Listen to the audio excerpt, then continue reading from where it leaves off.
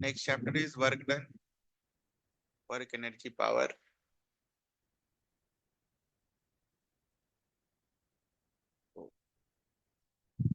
इसके first portion में हमें ये पढ़ना है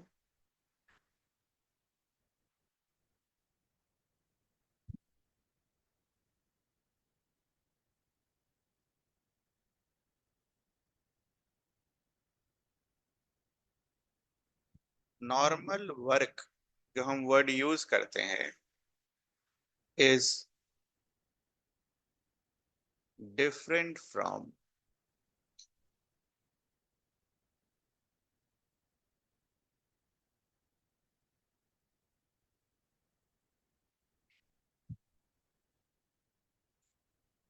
work used in physics.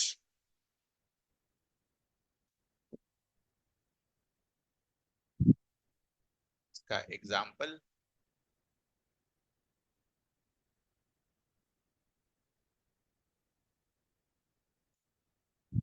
Suppose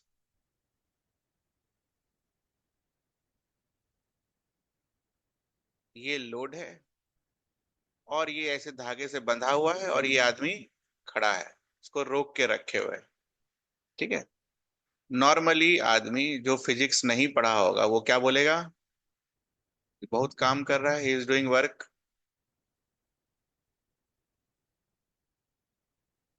कौन बोलेगा ये? जो फिजिक्स नहीं पढ़ा होगा। ठीक है। बट जो फिजिक्स पढ़ा होगा वो क्या बोलेगा कि भाई ये जो ऑब्जेक्ट है ये तो अपनी जगह से हिला तक नहीं। ठीक है। और आप इस पे बस और बस क्या कर रहे हो? फोर्स लगा रहे हो। तो ऑब्जेक्ट का चूंकि कोई मूवमेंट नहीं हुआ, तो पढ़ा लिखा आदमी क्या बोलेगा कि ऐसा करो, इस आदमी को यहां से हटा दो और धागा यहां जमीन पर बांध दो। ठीक है। तब तो नहीं बोलोगे आदमी को यहां खड़ा कर दो, ये वाले आदमी को यहां खड़ा कर दो। तो अब तो नहीं बोलोगे ना कि ये कोई काम कर रहा है। तो शॉर्ट में बोलने का मतलब क्या हुआ कि फिजिक्स का जो वर्क होगा that will be defined as related to force and displacement.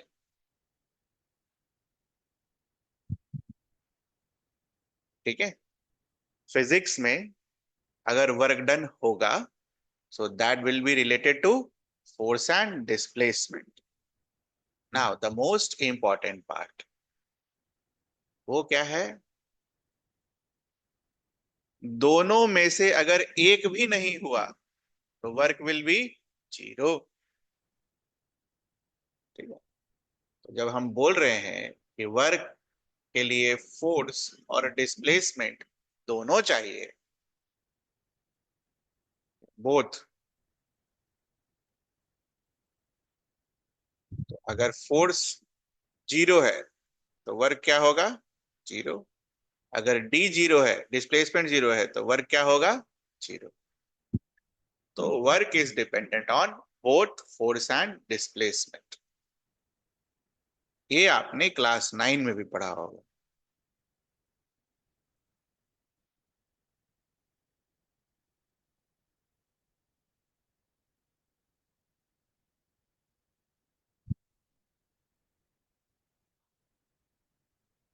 Next is very important topic and basic for entire chapter, how to calculate work in physics. How to calculate work in physics. Physics में हम work को कैसे calculate करेंगे? ठीक है। तो तीन चार मेथड होते हैं फिजिक्स में वर्क को कैलकुलेट करने के। तो हम क्या करेंगे, सारे मेथड्स को लिख लेंगे। लिखिए। Four methods. पहला method is work done by constant force, easy, maths, maths and difficult.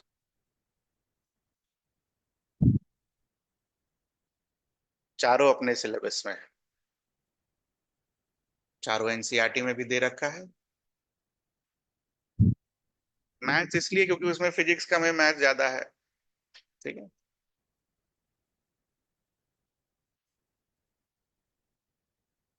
There are mainly four methods of finding work done by a force. जब आपका ये हो जाएगा तो सबके कीवर्ड्स को मार्क करेंगे। Constant force, variable force, area और इसका ग्राफ वाला work and general method using work energy theorem. These are the keywords.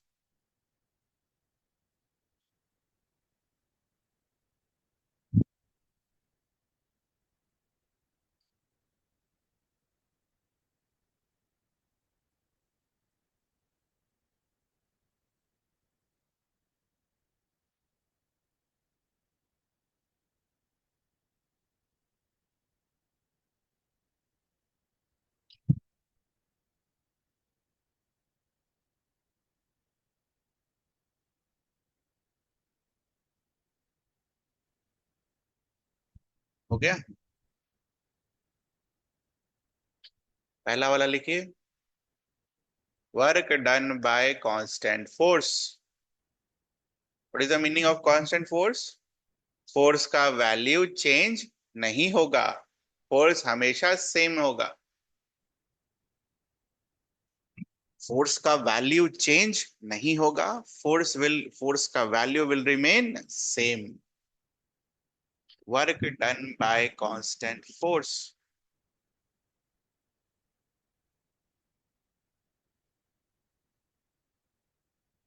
Work done by constant force. हो गया?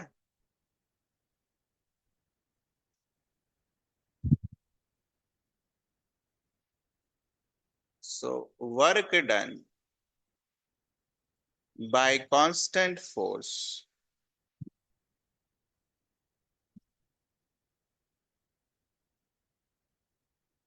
by definition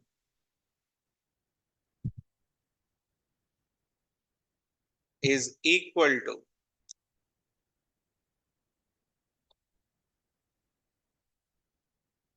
force times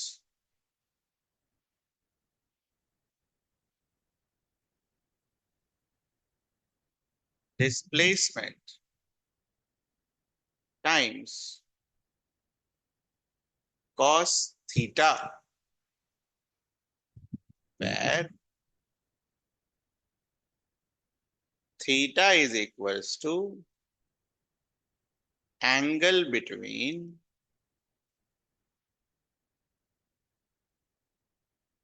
force and displacement, where theta is equals to angle between force and displacement,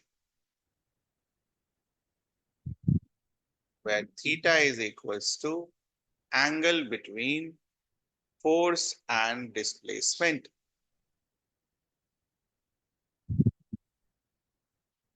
ठीक है?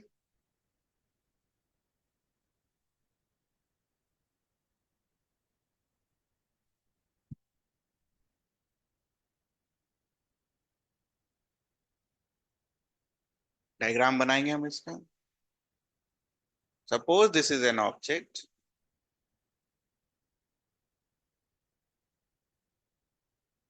इसका displacement इस दिशा में है और इसके ऊपर फोर्स ऐसा लग रहा है, तो थीटा क्या होगा बेटा? हमेशा दो एंगल्स दिखते हैं, एक इधर वाला और एक इधर वाला, तो हमने क्या सीखा? Angle between force and displace.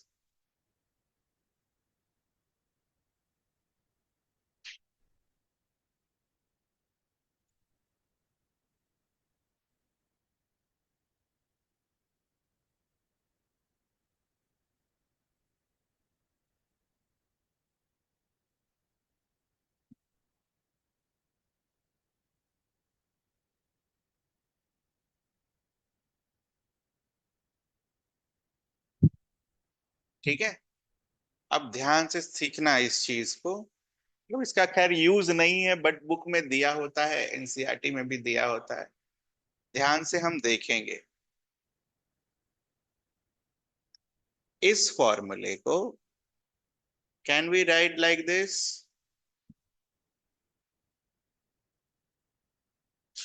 ये बताओ।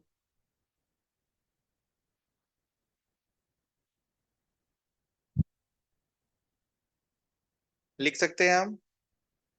अच्छा, अगर मैं आपको ये बोलता कि ये जो फोर्स है इसका कंपोनेंट बनाओ दो दिशा में, तो इसका डिस्प्लेसमेंट के दिशा में कंपोनेंट क्या लिखते बेटा? F cos theta. थीटा की तरफ गिरेगा तो कॉस थीटा, थीटा से दूर गिरेगा तो साइन थीटा। तो पूरा एफ कॉस थीटा को, पूरा पूरा पूरा यहां से यहां पूरा पूरा एफ कॉस थीटा को हम क्या लिख सकते हैं? Component of force along which direction? Displacement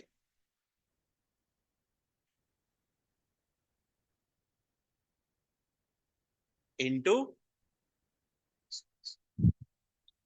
note कर लीजिए।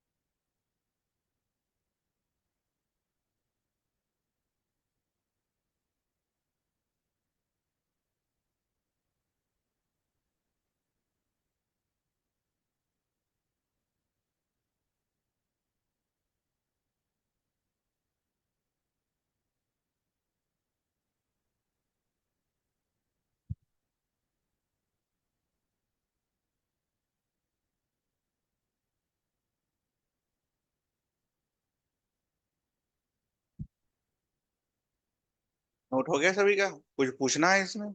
एक एक चीज धीरे धीरे दिमाग में होनी चाहिए, क्योंकि लास्ट में फिर जब न्यूमेरिकल प्रॉब्लम आएगा तो ये सब हम यूज करेंगे। अच्छा, वहां पर ऐसा लिखा था, याद करो वहां पर ऐसा लिखा था। Again, can we write the same formula as force into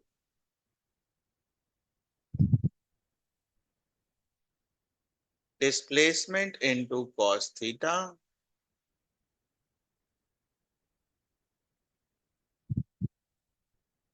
और ये ध्यान से देखिएगा, यही यही वाला दिक्कत करता है। तो फोर्स वेक्टर को छोड़िए, अगर आपसे ये पूछा जाता भाई तुम डिस्प्लेसमेंट का कंपोनेंट निकालो, एक फोर्स के पैरेलल और एक फोर्स से परपेंडिकुलर, तो डिस्प्लेसमेंट का कंपोनेंट क्या लिखते वापस से? जिधर गिरा उधर कॉस थीटा, जिधर से दूर गया उधर साइन थीटा। तो ये जब इस पर गिरेगा तो क्या लिखोगे? Displacement times cos theta. समझ आता है ये? तो डिस्प्लेसमेंट टाइम्स कॉस थीटा को क्या लिखोगे? Component of displacement along force।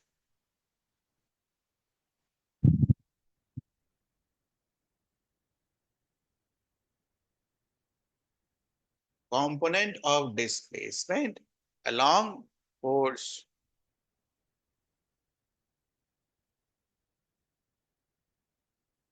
So generally, while solving most of the problem, मतलब मान के चलो 80-85% प्रॉब्लम जो हम सॉल्व करेंगे वहां पर फोर्स का कंपोनेंट निकालेंगे किसके अलोंग, डिस्प्लेसमेंट के अलोंग, ना कि उल्टा। ये इजी होता है, ये वाला ना इजी होता है, दिस वन इज डिफिकल्ट। ठीक है, बोलो यहां तक कुछ पूछना है आपको? ये कहाँ यूज होगा ये सब? जब इंटीग्रेशन वगैरह करेंगे तब ये सब चीज यूज होगा, अगले साल बहुत यूज होगा ये, क्लास 12 में। चार्ज का वर्क डन, ठीक है, डाइपोल का वर्क डन जब निकालेंगे तो बहुत यूज होगा। ध्यान रखना, component of force along displacement is a easy method as compared to this one, है सब सेम। ठीक है बच्चा।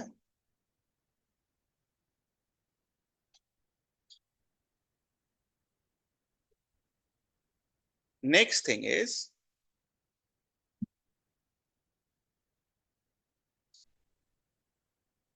what could be the values of theta? Theta क्या क्या हो सकता है? what could be the values of theta?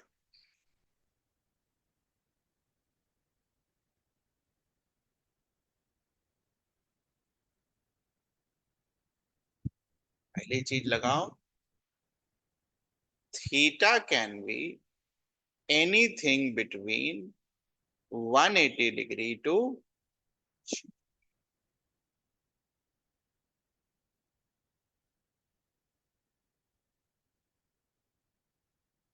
कभी कभी डिग्री यूज वर्ड नहीं होगा, पाई यूज होगा, तो पाई में भी लिख लेंगे हम।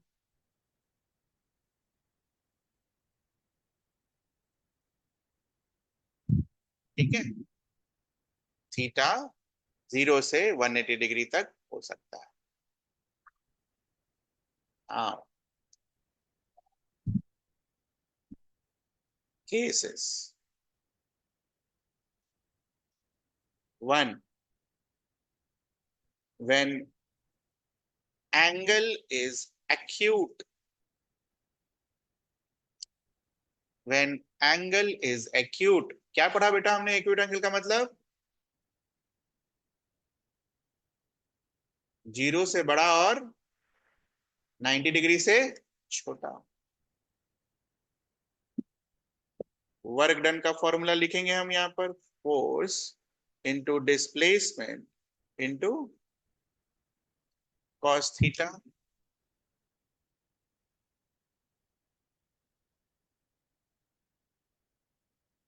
Force into displacement into cos theta. Theta अगर 0 से 90 के बीच में है, ट्रिग्नोमेट्री क्या बोलता है? cos theta is always what? Positive. Class 10 में आपने 0 से 90 डिग्री का वैल्यू याद किया था, उसमें एक भी वैल्यू cos का नेगेटिव था नहीं था। ठीक है, तो we can say that work done will be positive. We can say that work done will be positive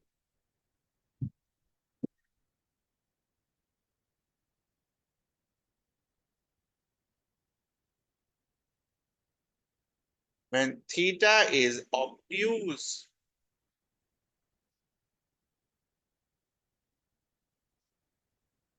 when theta is obtuse,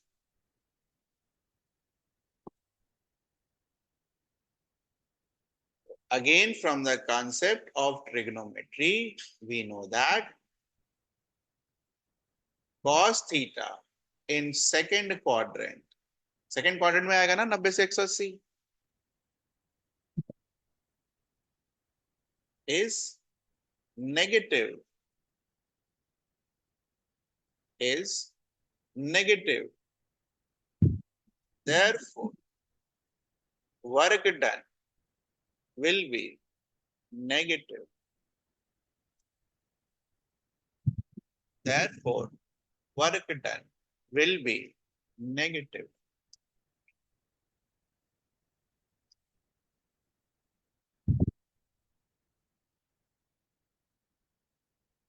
कुछ special cases when theta is equals to 0 degree.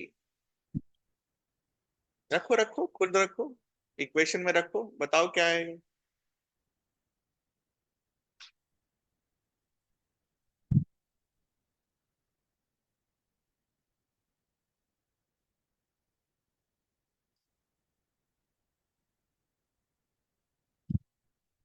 cos 0 is 1।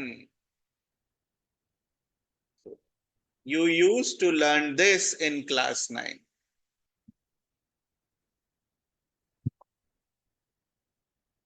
ठीक है।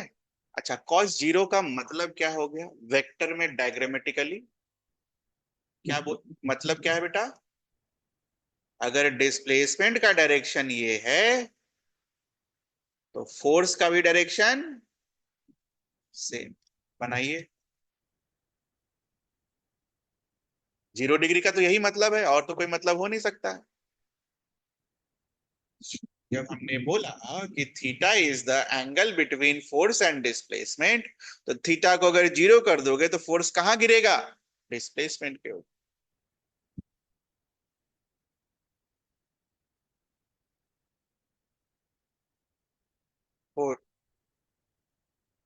when theta is equals to 90 degree,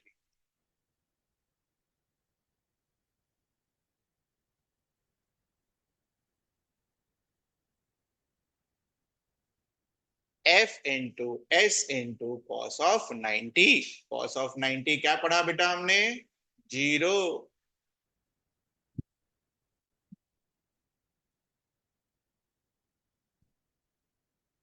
ठीक है। Diagram कैसा बनेगा? Displacement अगर इधर है, फोर्स इसके परपेंडिकुलर।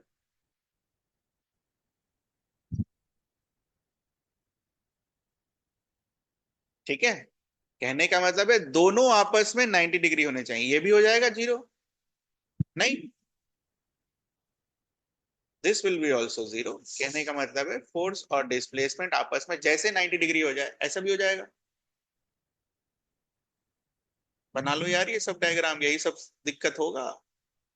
सर ऐसे में कैसे होगा? ऐसे होगा।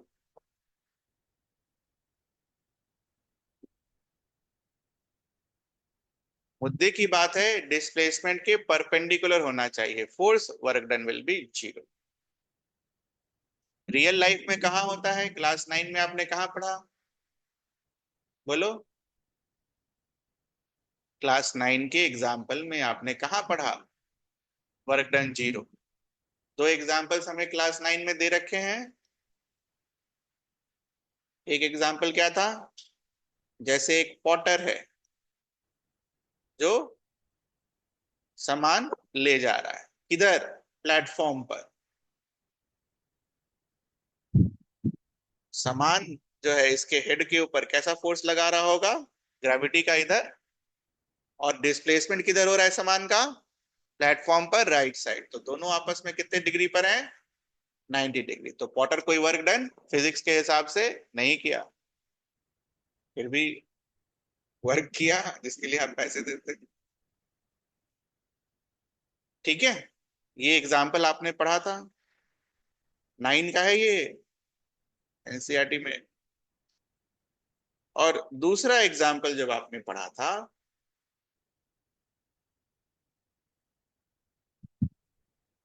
Satellite moving in a circular motion, ये था satellite moving in a circular motion. उस समय पता नहीं समझ में आया होगा कि नहीं, अभी भी पता नहीं समझ में आएगा कि नहीं। बट अभी मेरे हिसाब से समझ में आना चाहिए, इसलिए आना चाहिए, now you know that anything moving in uniform circular motion experiences a force.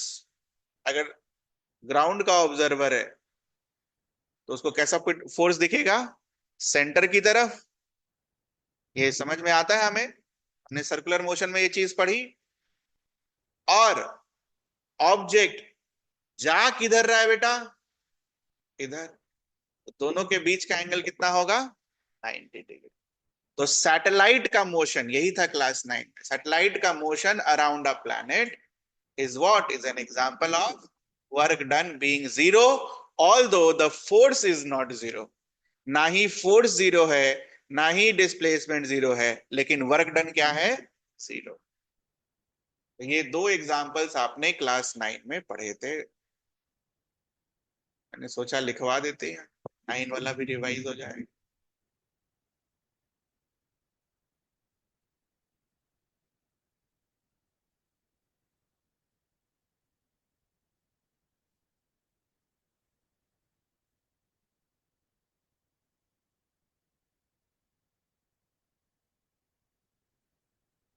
ठीक है, बस याद रखना एग्जाम्पल, यार हो सकता है पूछ ले, है तो छोटी क्लासेस का ही। 90 डिग्री वाला चीज याद दिमाग में गया, उसमें कुछ पूछना है आपको? And last special case is theta is equals to 180 degree. तो work done F into S into cos of 180, cos of 180 is -1।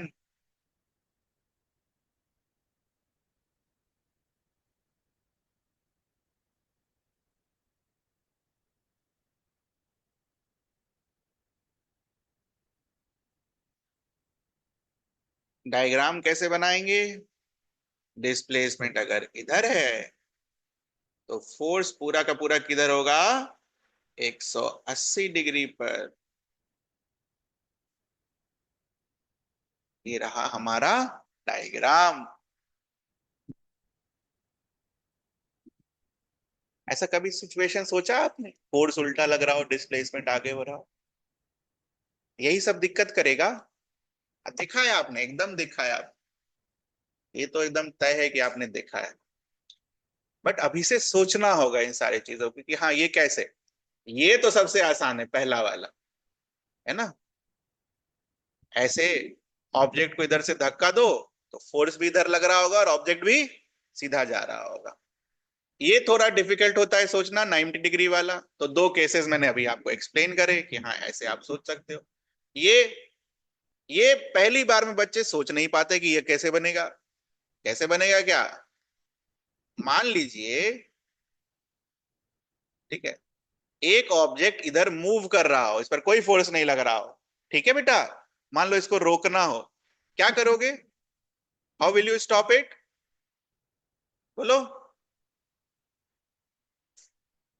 पीछे की तरफ फोर्स लगाओगे? ऐसा तो नहीं होगा ना कि जैसे फोर्स लगाए वैसे ही रुक गया। फोर्स जितने देर में आप अप्लाई करके बढ़ाओगे तब तक में थोड़ा सा और आगे बढ़ेगा। तो आप देख रहे हो डिस्प्लेसमेंट किधर हुआ? आगे की तरफ। और फोर्स किधर लगा? पीछे की तरफ। बना लीजिए इसको भी, यहां लिख लीजिए। Suppose you want to stop a moving object, मतलब object moving in a straight line, उसको रोकने की कोशिश कर रहे हैं। तो you have to apply a full force.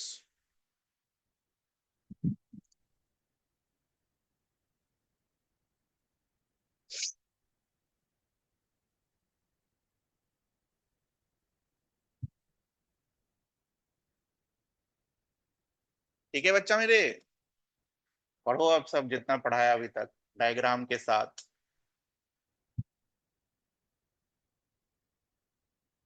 Read करो सारा।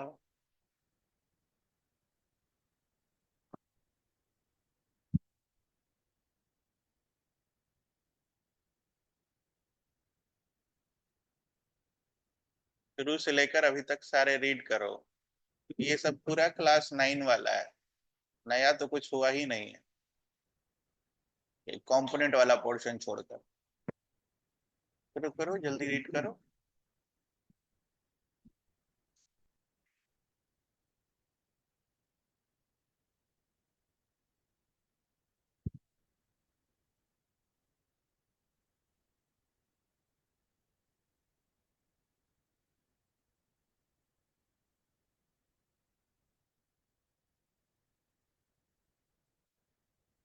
फिजिक्स और केमिस्ट्री में पूरा नंबर चाहिए, पूरा 180 आउट ऑफ 180। नहीं तो फिर क्या फायदा। हो जाएगा, हो जाएगा, बिल्कुल हो जाएगा।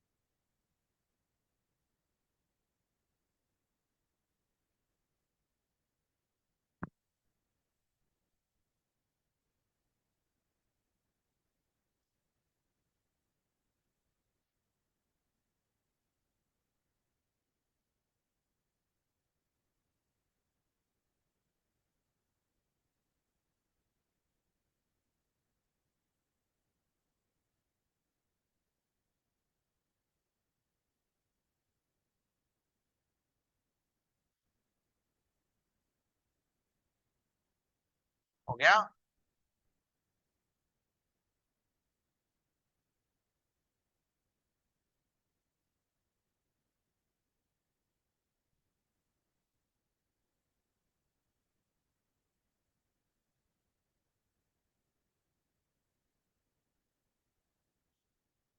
Units of work done.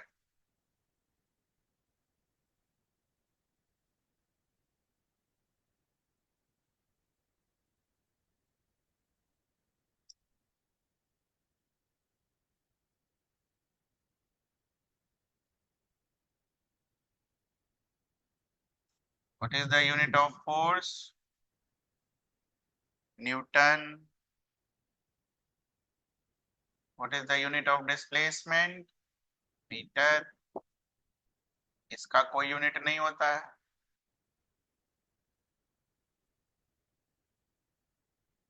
Therefore work का यूनिट क्या होगा बेटा? Newton metre.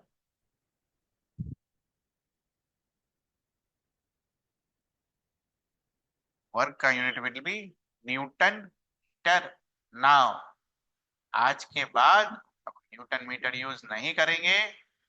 This newton metre is also called joule.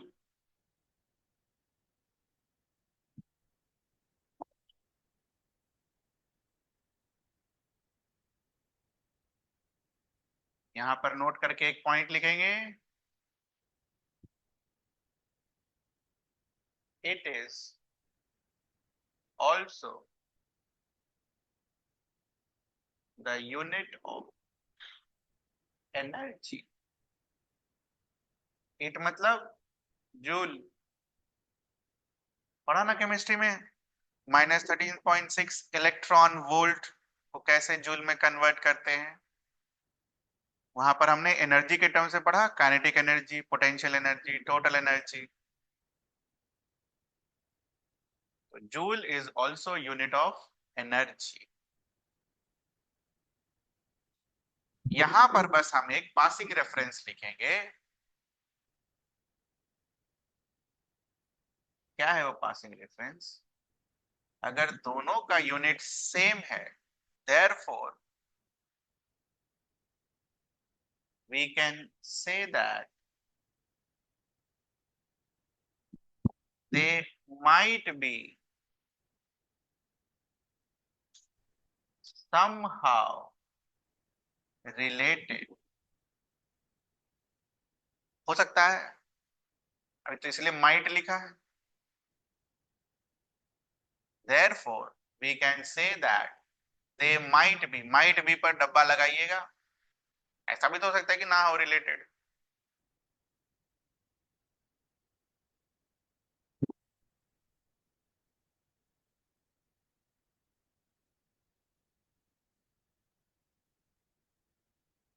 जो भी रिलेशन होगा या नहीं होगा, we will be reading it later. अभी के लिए unit of work done clear है आपको? Unit of work done is joule. ठीक है बेटा।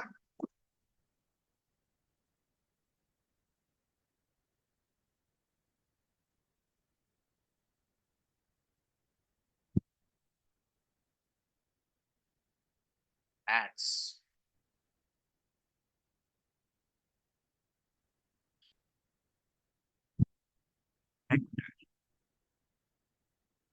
वेक्टर का टॉपिक लिख रहा हूं मैं, घर जाकर रिवाइज भी करना है।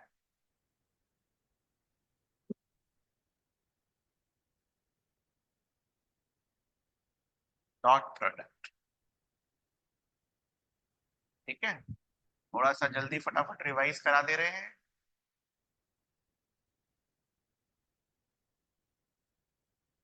How are two vectors multiplied?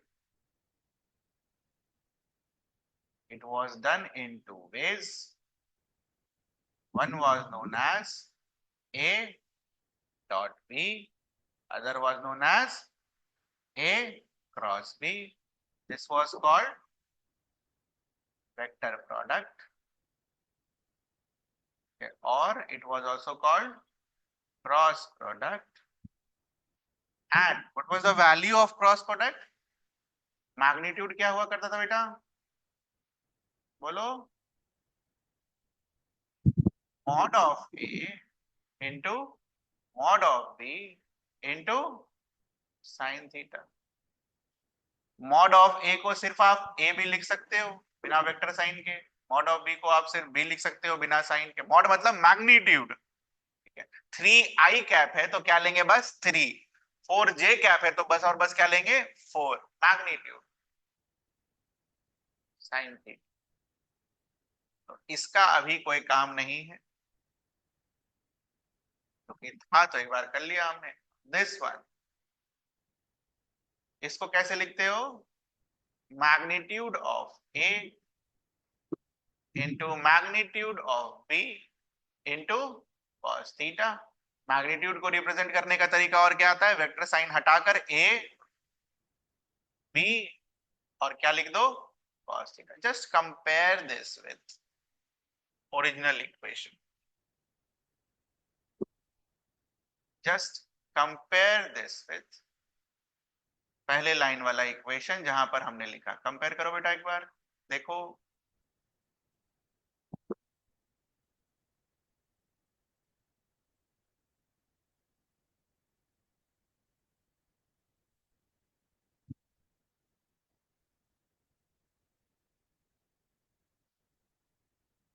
हो गया हमारा कंपैरिजन।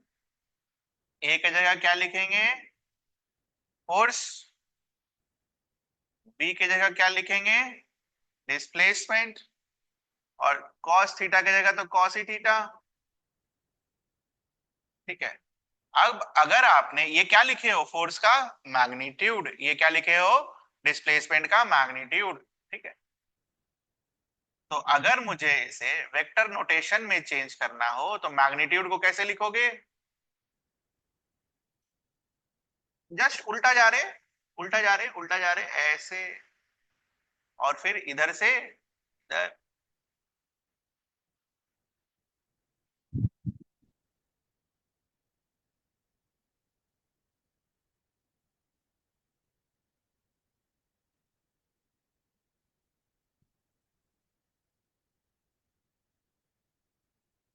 अब हमारा work done F dot S displace, ठीक है।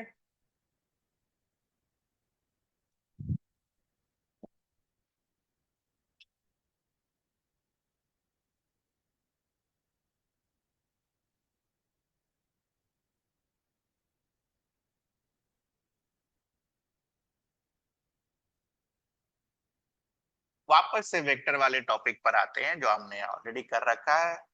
डॉट प्रोडक्ट से जो वैल्यू निकल कर आती है बाहर, वो क्या होता है बेटा? स्केलर। लर्न किया हमने। और क्रॉस प्रोडक्ट से जो चीज बाहर निकल कर आती है वो क्या होता है? वेक्टर।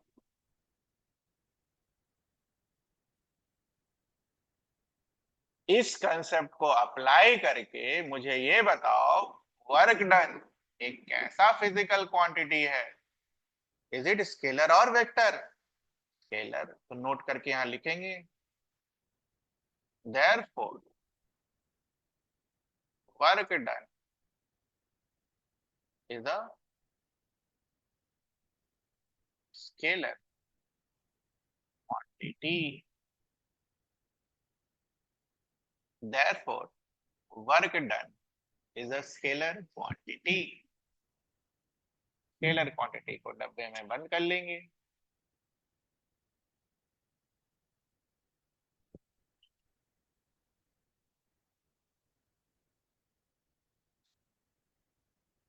ठीक है।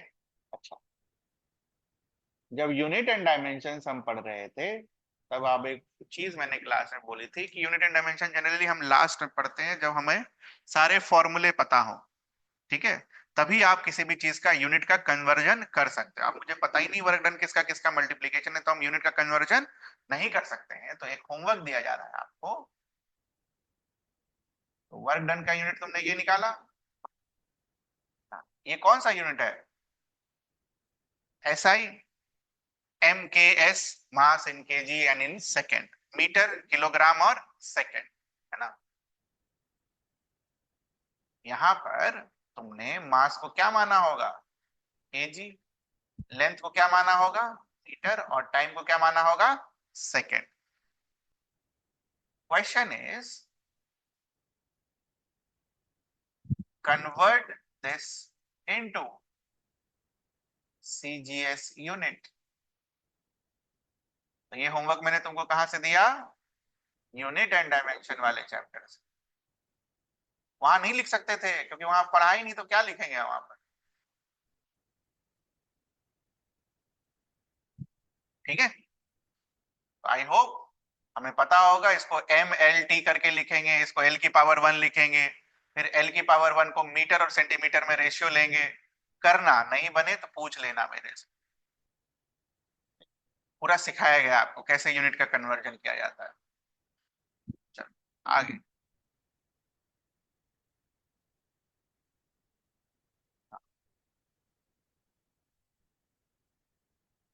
वेक्टर में एक और टॉपिक आपको पढ़ाई गई थी। ये जो है ये भी वेक्टर का ही पोर्शन है, मैथ्स।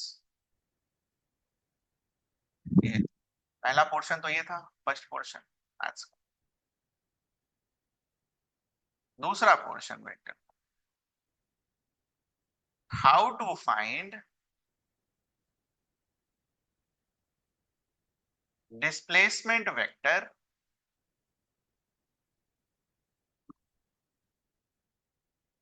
Using position vector. याद है? क्या पढ़ाना है? दोबारा।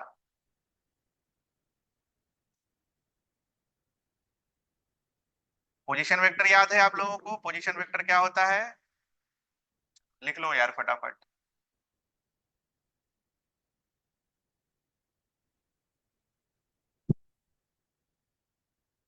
Location of a point from origin. From origin को अंडरलाइन करेंगे, ठीक है? Location of a point from origin, ठीक। इसको क्या बुलाते हैं हम? Position vector. अब पेन नीचे रखकर देखने का। उस समय नहीं सीखा, आप सीख लो यार, फिर इसके बाद दोबारा तो आपको नहीं सिखाएगा। वैसे भी कोई दोबारा नहीं सिखाता है जब पोजीशन वेक्टर निकालना। Suppose this is my first point, object यहां पर था और थोड़ी देर बाद ऑब्जेक्ट यहां चला गया, तभी तो इसका डिस्प्लेसमेंट होगा ना बेटा। वहीं रह जाएगा तो डिस्प्लेसमेंट क्या होगा? जीरो। ऑब्जेक्ट पीछे भी जा सकता है, तो पहले आसान वाला कर लेंगे, फिर पीछे वाला भी कर लेंगे। बाय डेफिनेशन, अभी बाय डेफिनेशन पोजीशन वेक्टर क्या होगा? Location of a point from origin.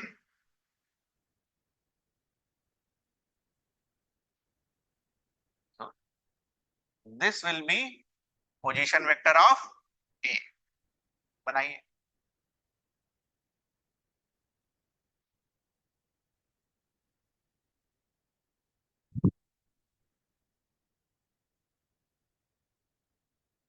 ये जो ग्रीन से लाइन मैंने बनाई, that is called position vector of A. अब इस बार समझ में आना चाहिए, वो मार्च में नहीं समझ में आया तो अभी समझ में आना चाहिए ये, ठीक है? ये काफी दिन हो गया, तो उस समय तो ऐसे भी रिलैक्स मूड में रहता है सब, अभी भी एग्जाम देकर आए फिर पढ़ाई करेंगे। इसलिए सब छूट जाता है। चलो फिर position vector of B mark करो खुद से। पोजीशन वेक्टर ऑफ बी,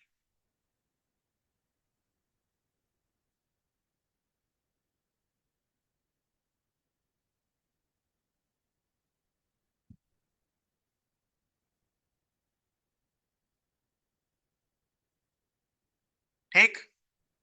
अब जो मैथ्स वाला पोर्शन है, मैथ्स में हमने क्या सीखा? अगर कोई ऑब्जेक्ट पॉइंट ए पर है तो इसका कुछ कोऑर्डिनेट होगा, एक्स कॉमा वाई। चूंकि कोऑर्डिनेट 3 डायमेंशन में होता है, तो इसका कोऑर्डिनेट हम क्या मान लेते हैं? x1 y1 और z1। इसका कोऑर्डिनेट मान लेते हैं x2 y2 z2। ये दिक्कत होता है। इसके बाद क्या दिक्कत होता है वो मैं अभी आपको लिखा देता हूं। पोजीशन वेक्टर ना लिखकर क्वेश्चन में क्या, पोजीशन वेक्टर अगर दे दिया तब तो कोई बात ही नहीं है, आप डायरेक्ट फॉर्मूला लगाओगे जो मैं यहां पर लिखूंगा। लेकिन पोजीशन वेक्टर क्वेश्चन में नहीं दे रखा होता है, उसके जगह पर कोऑर्डिनेट्स दे रखे होते हैं। तो कोऑर्डिनेट से पोजीशन वेक्टर कैसे लिखते हैं वो हम यहां पर नोट करेंगे। How to write position vector from coordinates? It's very easy, it's very easy. बस पढ़ना होता है, आपको याद करना होता है कि कैसे लिखते हैं। तो suppose we have to write position vector of A. ये भी नोटेशन याद रखना। आर ए का मतलब क्या होता है? पोजीशन वेक्टर ऑफ ए।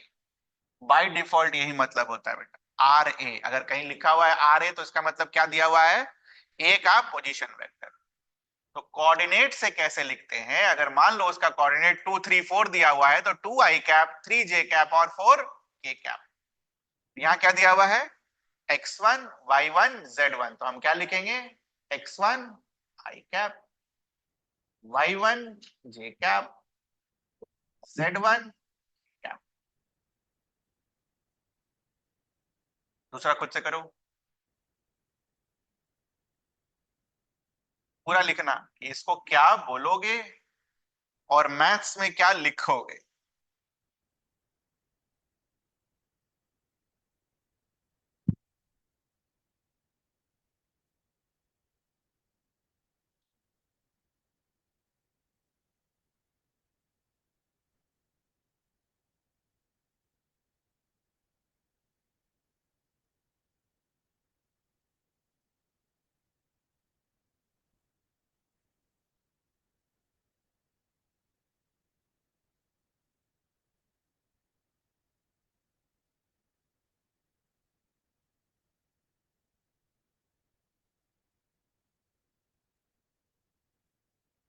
लिखने के बाद मैच करना है, ठीक है।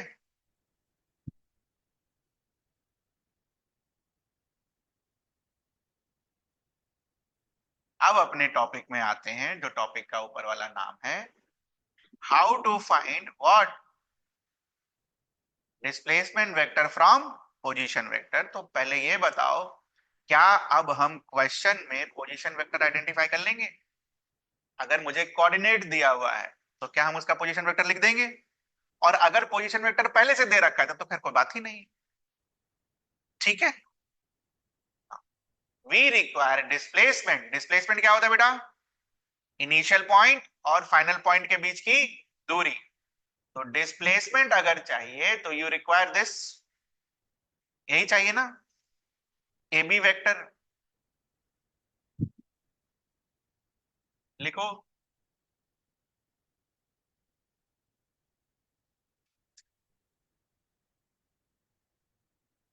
कुछ भी स्किप मत करना बेटा, नहीं तो माइनस प्लस का गलती हो जाएगा।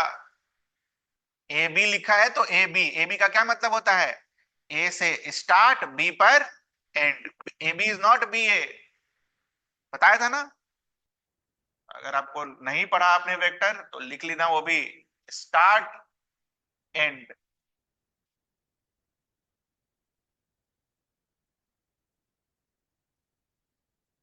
ठीक ना। अब बताओ कितने को triangle law of vector addition याद है? जिनको याद है कैन यू राइट दैट? नहीं याद है तो फिर मैं हुई, triangle rule of vector addition यहां पर लगाना है।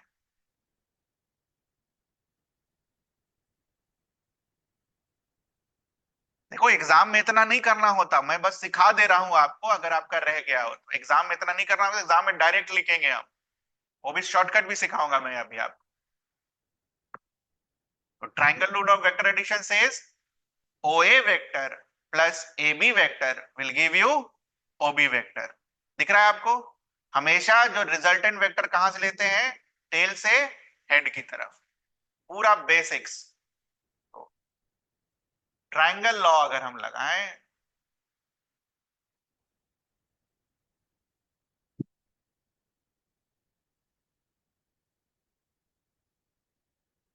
OA vector plus AB vector is equals to OB vector. Therefore, AB vector is equals to OB vector minus OA vector. पूरा प्रोसेस से करना पहली बार, ठीक है। ठीक, कुछ दिक्कत है इसमें? ना। AB वेक्टर अपना क्या आ गया है? OB vector minus OA vector. Diagram में देखो तुमने OB को क्या लिखा हुआ है? देखो डायग्राम में देखना, position vector of B minus position vector of A।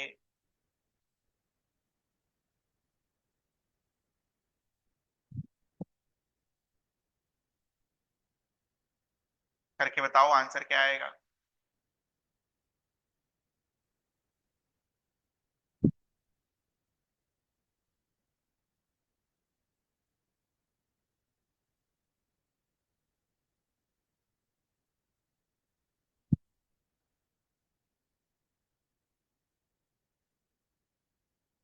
कोई शॉर्टकट नहीं मारना है बेटा, है ना। शॉर्टकट जो मैं सिखाऊंगा वो शॉर्टकट मारेंगे हम।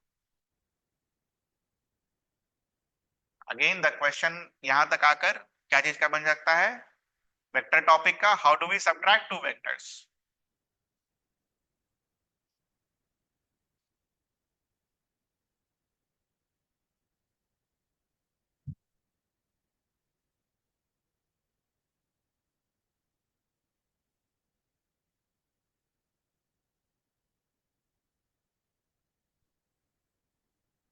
आई को आई से,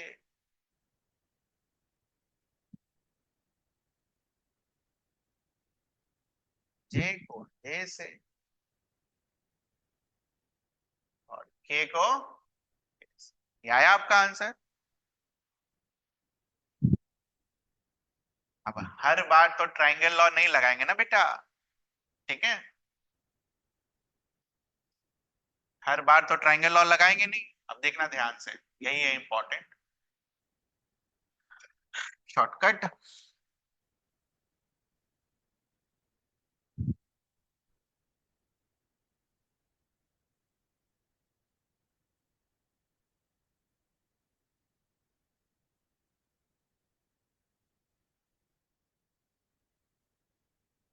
तो suppose the displacement give vector is given by A B, तो बाद में कौन है, बी। पहले कौन है, ए। ये रहा आंसर, एक बार में आंसर।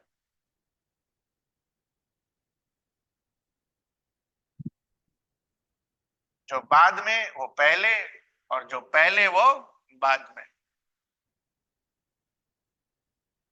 क्या अब हम डायरेक्टली घटा सकते हैं।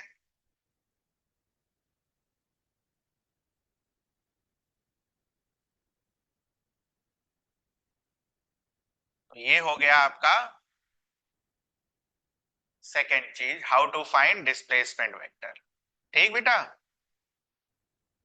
तो वर्क डन में एफ डॉट एस में डिस्प्लेसमेंट वेक्टर का काम हो गया, हम निकाल सकते हैं सभी को। तीन चीजें होंगी, या तो आपको डिस्प्लेसमेंट वेक्टर डायरेक्ट दे देगा तो कोई दिक्कत ही नहीं है, या आपको उसका पोजीशन वेक्टर दे देगा। तो डिस्प्लेसमेंट वेक्टर कैसे निकालोगे, बाद वाला माइनस पहले वाला, या जो सबसे टफ होता है उसमें आपको क्या करेगा, कोऑर्डिनेट्स दे देगा। तो कोऑर्डिनेट से पहले पोजीशन वेक्टर लिखिए, फिर पोजीशन वेक्टर को घटा दीजिए। ये है बेसिक तरीका, ठीक है। कुछ पूछना है एक बार पूरा देख जाओ, है ना। ये मैथ्स वाला पोर्शन जो अभी तक कराया है देखो, क्योंकि एक मैथ्स और है, मैथ्स वाला पोर्शन एक मैथ्स और है।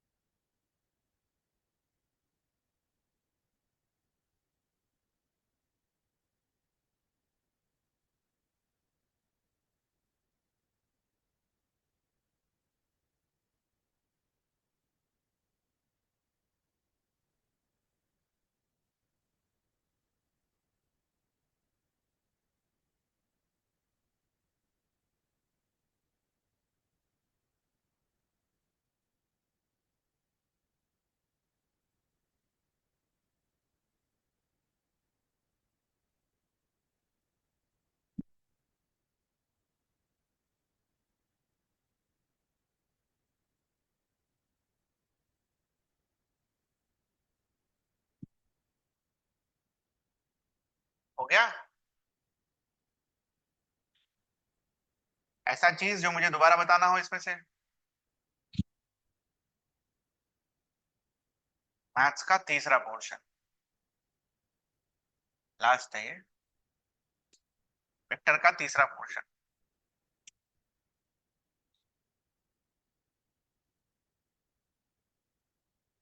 ऑलरेडी ये सब करा रखा है, calculation of dot product,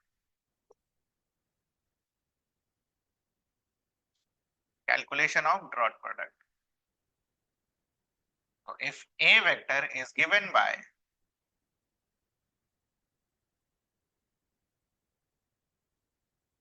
a1 I cap, b1 j cap, c1 k cap, and b vector is given by a2 I cap, b2 j cap plus c2 k cap, then पता याद है a dot b कैसे निकालते हैं? इनको याद है कर दीजिए। How do we find a dot b? जिनको नहीं याद है 2 मिनट रुकिए, मैं कर दूंगा। शॉर्टकट भी सिखाया था मैंने आपको।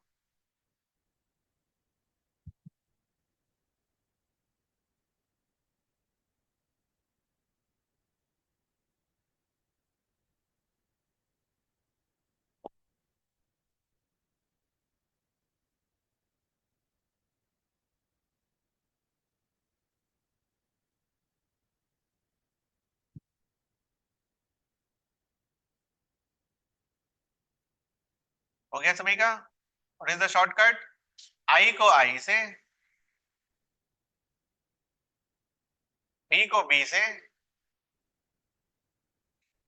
और सी को सी से। ये रहा आंसर। और चूंकि हमें पता है कि ये स्केलर होता है, तो कोई भी वेक्टर डायरेक्शन लगाने का जरूरत नहीं है। This is your answer.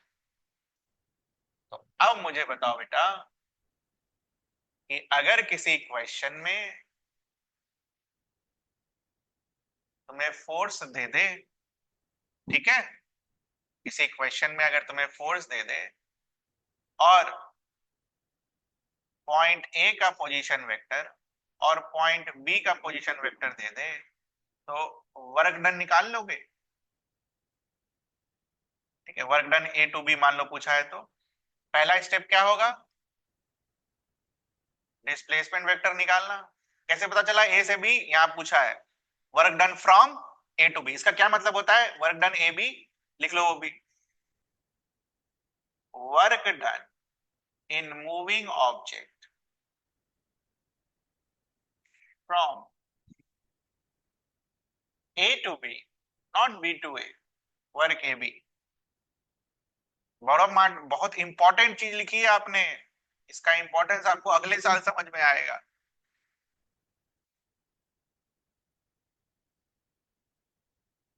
बोलो बच्चा, हो जाएगा हमसे ये सवाल?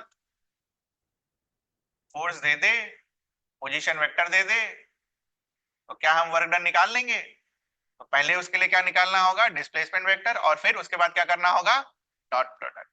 अच्छा, मान लो तुम्हें कोऑर्डिनेट्स दे दे, क्या तो भी हम वर्क डन निकाल लेंगे? कोऑर्डिनेट से क्या करोगे? पहले पोजीशन वेक्टर, कोऑर्डिनेट से पहले पोजीशन वेक्टर, फिर डिस्प्लेसमेंट वेक्टर, और फिर डॉट प्रोडक्ट। इस तरीके से कर लेंगे हम। करिए, एग्जाम्पल लिखिएगा। करिए, ये रहा।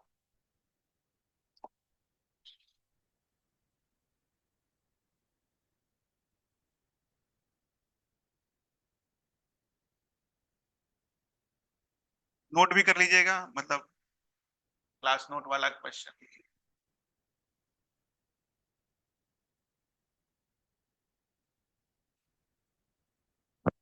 तो पहला टाइप ऑफ सवाल जो आसान वाला होता है, ऐसा जो नीट में जो आता है वो ये है, पहला आसान वाला, इजी।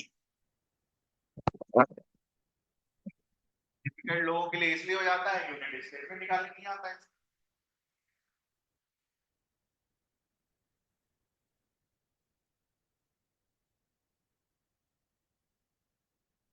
आराम से, टेक योर टाइम, पूरा प्रोसेस से करना, कोई हड़बड़ाहट नहीं है। पहला सवाल कर रहे हो, आंसर भी सही चाहिए विथ यूनिट्स।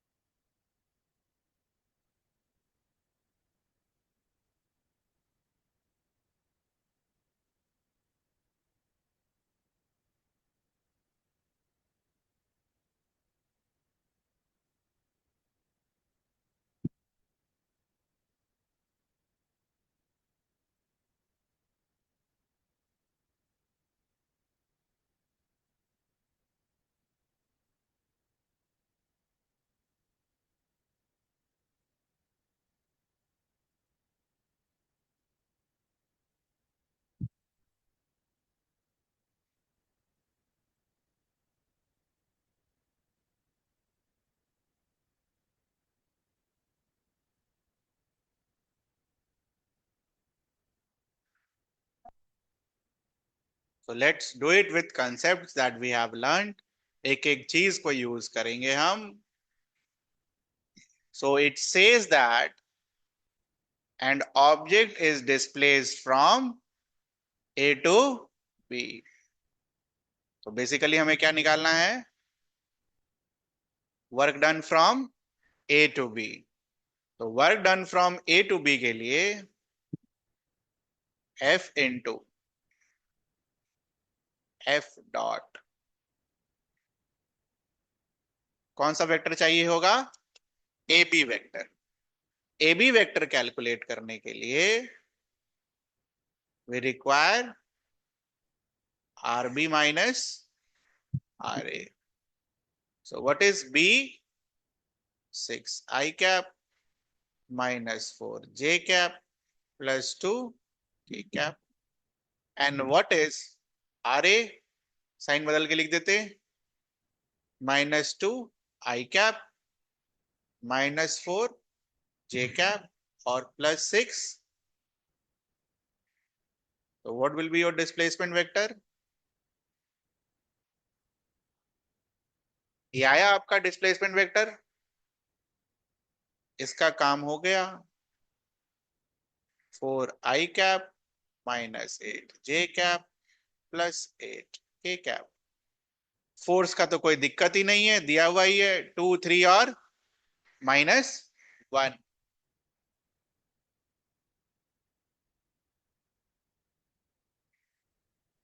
चलिए, व्हाट इज द शॉर्टकट? आई 4 2 जा +3 into -8 and -1 into +8 8 -32 -24 joule. I answer हमारा -24 जूल। कुछ पूछना है आपको इसमें? किसी को भी? -24 जूल। Next, example 2।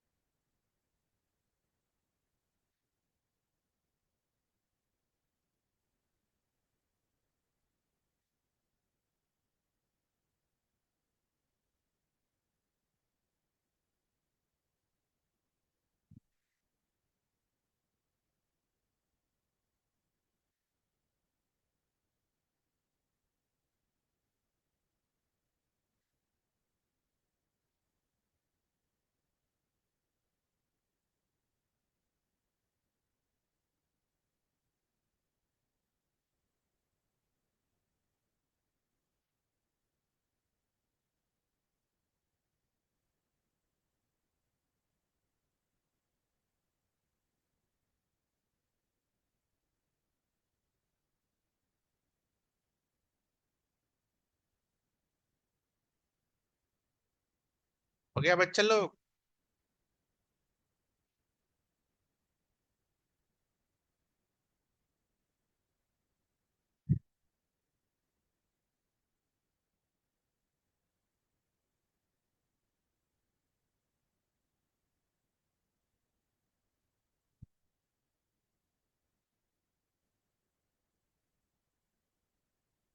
पहला सवाल क्या पूछा है?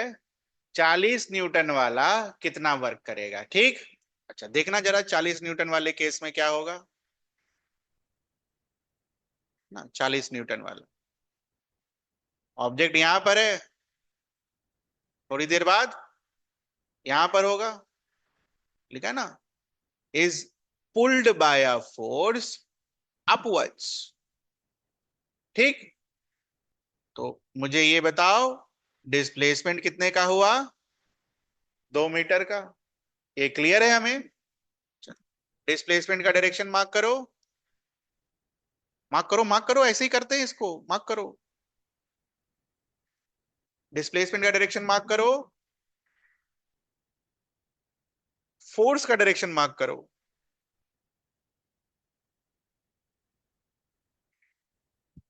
मार्क हुआ? दोनों के बीच का एंगल कितना है? 0 डिग्री। तो फॉर्मूला क्या लगेगा? Work done is equal to F into S into cos of theta. ये तो 40, ये कितना है?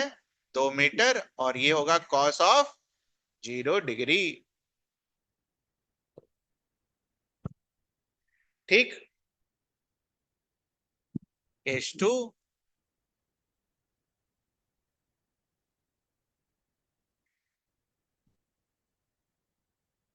फिर से, केस 1 हो चाहे केस 2 हो, ब्लॉक तो ऊपर ही गया है। डिस्प्लेसमेंट का डायरेक्शन मार्क करो, ये रहा। लेकिन इस बार वर्क डन किसकी वजह से पूछा है? उसकी वेट की वजह से पूछा है, जिसको हम लोग क्या बुलाते हैं? ग्रेविटी। तो 2 किलो का मास है, तो वेट कितना होगा बच्चा? 2 इंटू जी, कितना लेना है? 10, 20 न्यूटन। तो केस 2 में जब आप वर्क लिखोगे तो F into S into cos of what? 180। Very good. दोनों अपोजिट है, यही गलती होती है। वैल्यूज पुट कर दीजिए। 20 इंटू 2 इंटू आंसर क्या आएगा? -42। ठीक, ये रहा। तो यहां तक हम आराम से बना लेंगे, कोई दिक्कत तो नहीं होगा। इसके आगे में गया तो फिर अब ज्यादा हो जाएगा आपके लिए, ठीक है? तो होमवर्क लिख लीजिए। ये पीडीएफ आपको सेंड करेंगे, ये वाला अभी जो भी मैंने क्लास में आपको पढ़ाया, उसको एक बार रीड करने का। वही चीज है जो आपके नोट्स में है, बट मैं चाहता हूं कि अब आप बुक रीड करें, है ना। बुक रीडिंग, है ना। मैं बुक का ही आपको पीडीएफ बनाकर धीरे धीरे करके रीड करिएगा इसको, जो भी मैं भेजूंगा। तो बुक एक बार रीड करेंगे ना तो थोड़ी चीजें ज्यादा दिन तक याद रहेगी, वही सारी चीजें, कुछ नया नहीं है। अच्छा एक नया है। पॉइंट नंबर 2 छोड़ दीजिएगा, ये कल पढ़ाया जाएगा आपको। इंपॉर्टेंट पॉइंट्स में पॉइंट नंबर 2 क्या है? इंपॉर्टेंट पॉइंट वो मैं समझाता हूँ, ठीक है।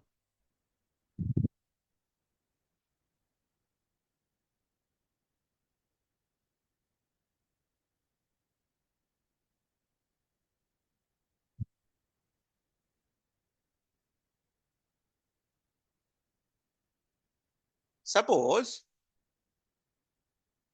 There is an object here, ठीक है।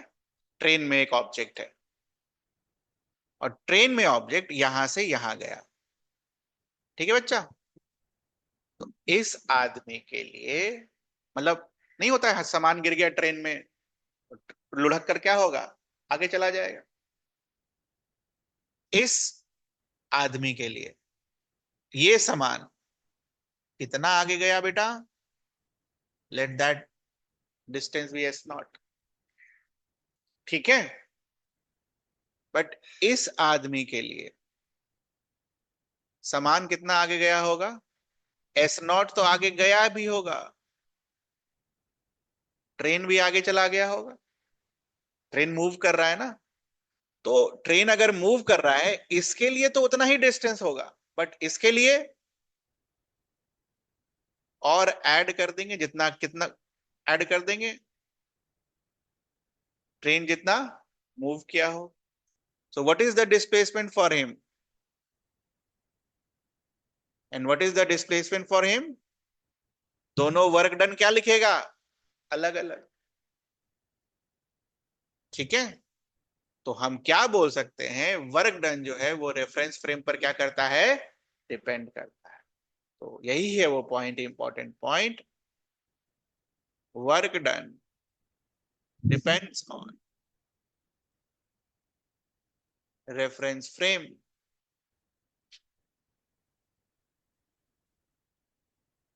Work done depends on reference frame. इसको ध्यान से देखो, ये थोड़ा टेक्निकल है, इसमें कुछ पूछना हो तो बताओ।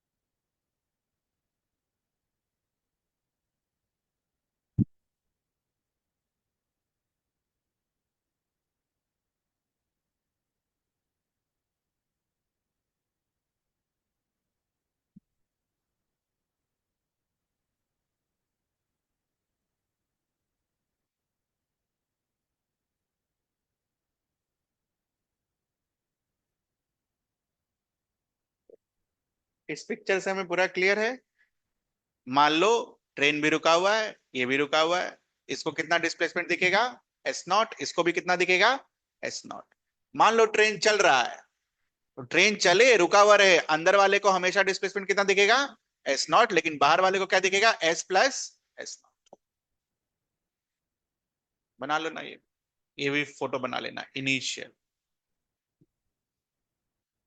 मान लो दोनों ही रुके हुए हैं।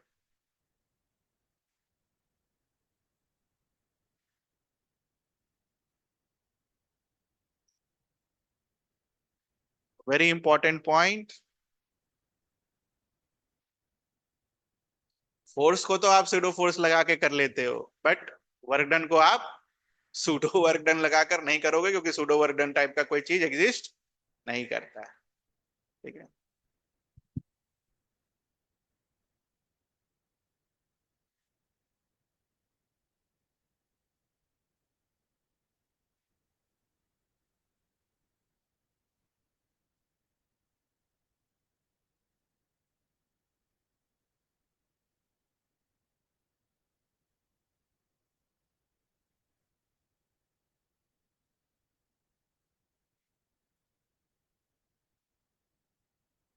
ठीक। कुछ पूछना है आपको यहाँ तक? तो इसको रीड करिएगा। पॉइंट नंबर 2 मैंने नहीं रह गया मेरा, इसलिए मैं साथ में ही रखूंगा। तो इसको रीड करिएगा, थोड़ा बुक रीडिंग हैबिट भी डालिए, है ना। हो सकता है उससे और अच्छा हो, बट ट्राई करते हैं, इस चैप्टर के लिए वैसे ही ट्राई करते हैं। ये जो पढ़ा रहे हैं वो लिख के भी दे रहे हैं, ताकि आप उसको एक बार रीड करें तो समझ में आए। ठीक, जा सकते हैं आप।